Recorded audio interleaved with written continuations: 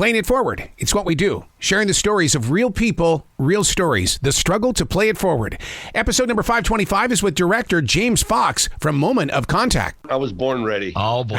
All right, here we go. Take it away, Arrow. And that's why you create documentaries the way that you do, because you're ready to rock at any time. Pretty much. You gotta have to be, right? I tell you what, you've got a subject here that was at one point in time in history, it was the only thing people talked about in the late night hours, the truckers driving across the country. And now you've got something that people are going to be talking about at the water cooler, at work. They're going to be everywhere because you take us right in there. Isn't it unbelievable?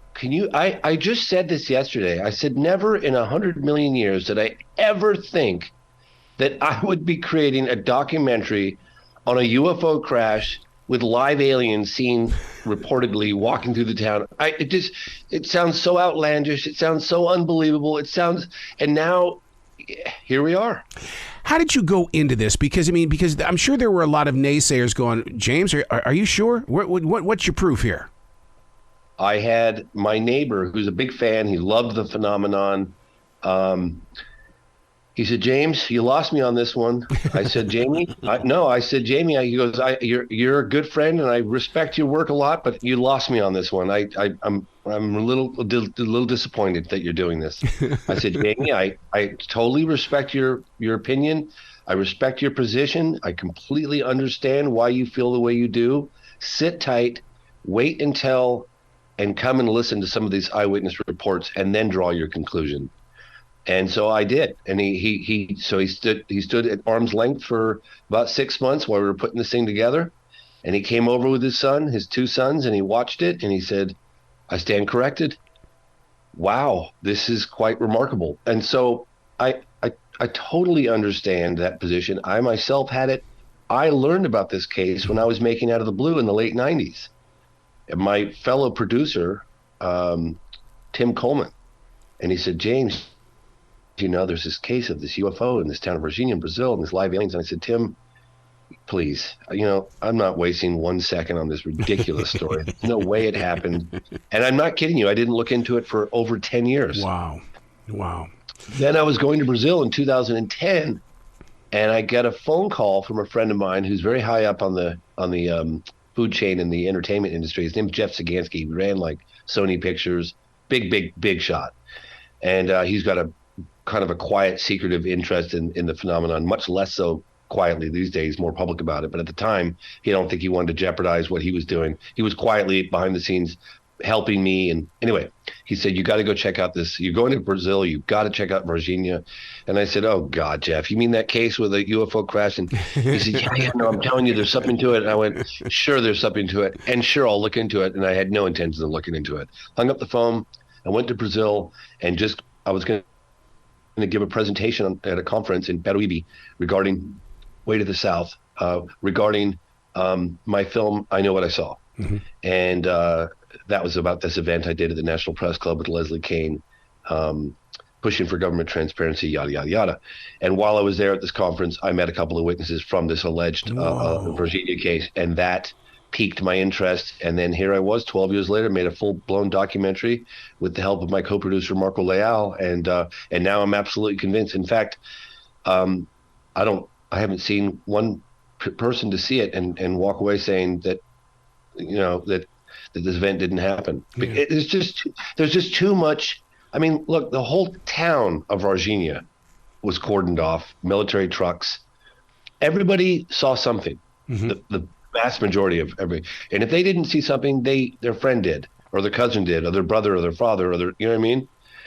It's remarkable, and how they managed to cover it up for as long as they have is staggering to me. But they did. When you talk about this region of Brazil, I always think of the Central America and stuff like that. Did you find anything in there that would connect the Mayans or the Aztecs, because they believed they were that connection to the outer limits? I feel bad saying this because I historically have not educated myself on the level that I would like with the connection of these dating back millennia. I can say that when I was in Africa investigating that landing case, and that was another case that I just didn't believe at the school, aerial school, Ruwa, Zimbabwe.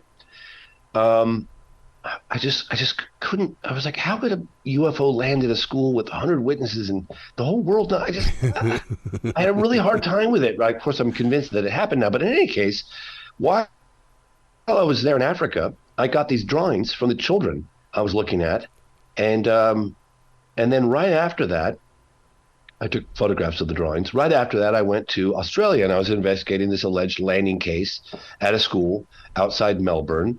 It's commonly referred to as the Westall UFO incident that happened in 1966. So I'm over there, and I'm like, got my little photographs of the creatures, that alleged creatures that the children drew, and I'm looking at them, and I'm sharing them, and this guy says, "Oh, have you not seen the Wangina cave paintings dating back thousands of years?" I said, "No, I've never heard of them."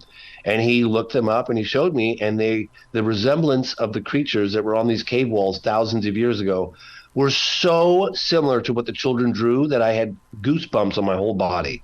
So I know that I kind of answered it, in a roundabout fashion, your question, but I'm convinced that there is a link, and this has been going on millennia. Jacques Vallée wrote a great book called Wonders in the Sky that makes these connections, but I myself am just not educated enough to comment intelligently on that aspect of the phenomenon. But I do believe that it's true. There is a connection. If it was a Brazilian military secret, how did you get through the door? Was it just by the conversation of the common man? Nearly impossible. Yeah. It was 12 years of knocking on doors, and I'm not kidding you. I went to downtown. I was trying to find some of the witnesses. I was trying to find the sister of the military officer who died after he handled this creature, Marta Tavares. She'd been off the radar.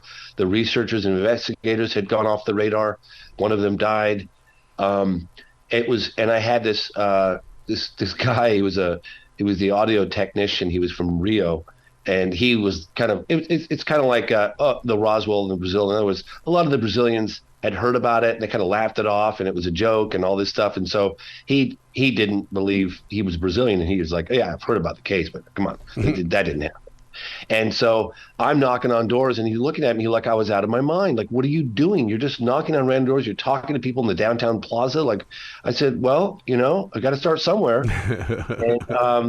And we literally did that and made leads, connect to other people. There wasn't a single eyewitness account in the film that we didn't have to fight to get.